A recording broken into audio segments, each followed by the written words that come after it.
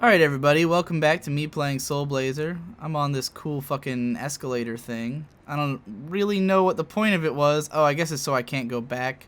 Like to sort of be like, yeah, you're in the shit now. Whoa, I'm fighting fucking demons now. Jesus. So my inspiration to play this game is because I had made this sort of top 20 games list, and I kind of want to like reaffirm some of my favorite games and like why they're on there.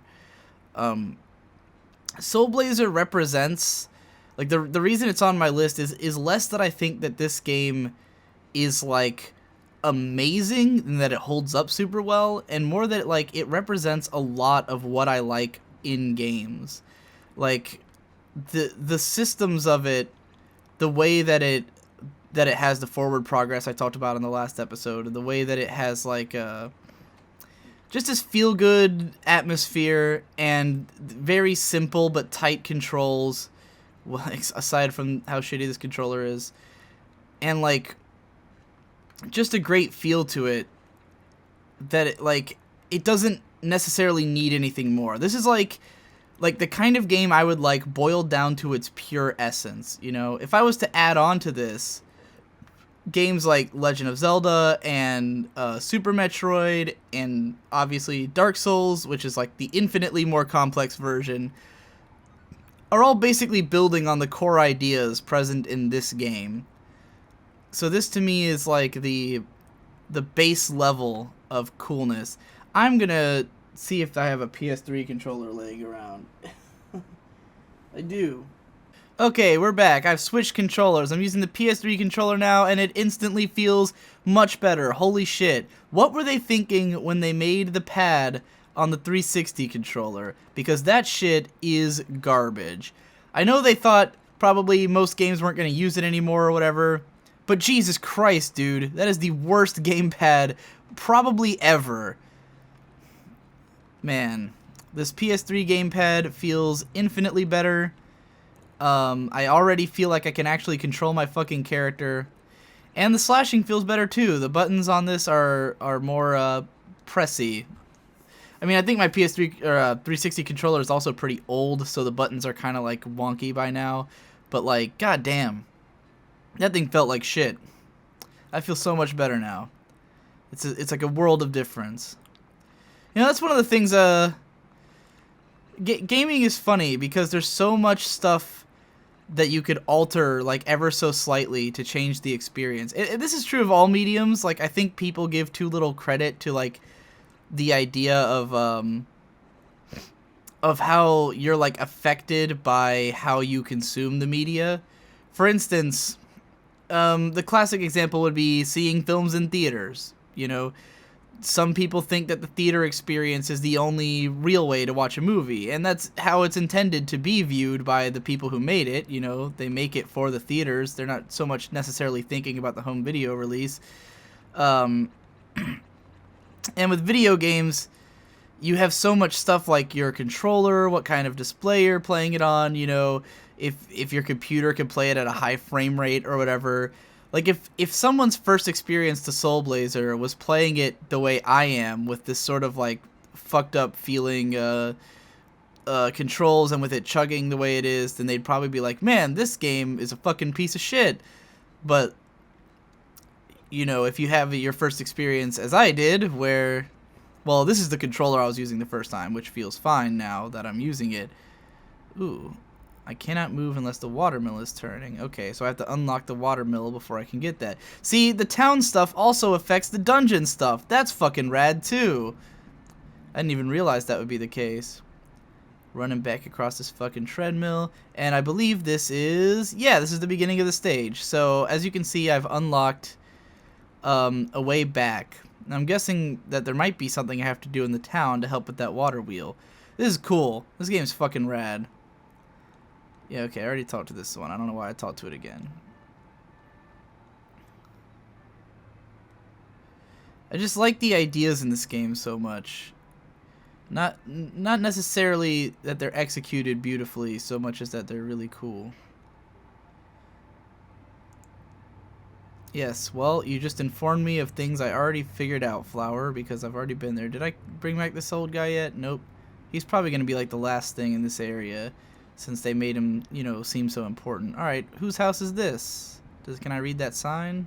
No? Okay. Oh, it's a shop. Hello, may I help you? Oh, you are the one who released me. Take whatever you need from my store. I only have medicinal herbs, though. Well, that's helpful enough, lady. See, that's what I mean by everyone's like so grateful. They're just like, oh shit, you saved me? Well, fuck, take it. Take whatever you want, dude. Can you imagine if other RPGs were like that? It always pisses me off when it's like, I'm the guy who's saving the fucking world. And, like, everyone's like, yeah, you're gonna have to pay $7 million for this fucking sword that you need for your journey to save the fucking world. It's like, really, dude? What are you gonna do it, bro? Did that guy just straight up say he was too weak to turn this? Well, I guess that's why I had to come up here. I had to turn this wheel for him. I did it. He was turning it the wrong way. Oh my god. This fucking buffoon. You chode. Alright, I wonder if I can heal up by saving. Oh yeah, sweet. It does. That's great. Glad to hear it. I love this like church music too that it plays when I come here. Yeah. Alright, I feel great now. I feel like I'm in the groove. So yeah, my favorite games, in order, top to bottom, as I wrote them in my list. I'm gonna try to do this from memory, but if I fuck up, I might look it up. I know I marked number 1 as Dark Souls, even though it's a game that I don't enjoy playing and have never played more than half of. But I love the game so much that I can't like not consider it my favorite game. Like, it's not really about playing it so much as knowing it exists, knowing about it. I mean, you're not expected to play your favorite TV show to love it. You look at it and you fall in love with it from that. I guess that's not a completely fair comparison, but like, how about I say that I enjoy Dark Souls as something I watch other people play as much as I enjoy playing any other game. I enjoy Dark Souls the way I would enjoy one of my favorite TV shows. Like, just being able to see it and witness it is enough to make it one of my favorite things. So, as far as I'm concerned, it's perfectly fair and valid. My number 2 was The Legend of Zelda Ocarina of Time. I've talked a lot about that game on this channel because we played it here. But it just feels so tight and so good. It's got such a cool world. I think the world was almost just the right size, you know. I would like it if they made a new Zelda game. Like, if the next one they made is more about density than size. I'm okay with it being big. Like, it would be cool if you could have a game that's both big and dense. That would be awesome. But, like, okay, I clearly should not be standing in that corridor where there's, like, 2 fucking lamps there. Oh, God, this is hell. Jesus. Well, I was gonna start fucking that thing up, but I stepped on a switch. But yeah, like, what's cool about Zelda to me is all the secrets and all the little things that are in every nook and cranny, as opposed to, like, traveling this huge world, but then, like, when you're on the plains in Twilight Princess, or when you're flying through the sky in Skyward Sword, or even when you're on the ocean in the Wind Waker, like, it's a huge land area, but there's nothing there, you know? It's just to make the world feel bigger, but you're not really doing anything except for running or flying or sailing. And, like, Ocarina of Time does not feel like a big world. It's actually really tiny. And I think, you know, people will say, like, well, it was like one of the first 3D games. It would have felt big at the time. And I'm like, no, I don't think it would have, because RPGs had existed, you know? Like, fucking a game like Final Fantasy VI or something has a much bigger overworld than Ocarina of Time. You know, you would know that game was much bigger, even in 1997. But what was interesting about Ocarina of Time was that there was so much to do in that world, you know?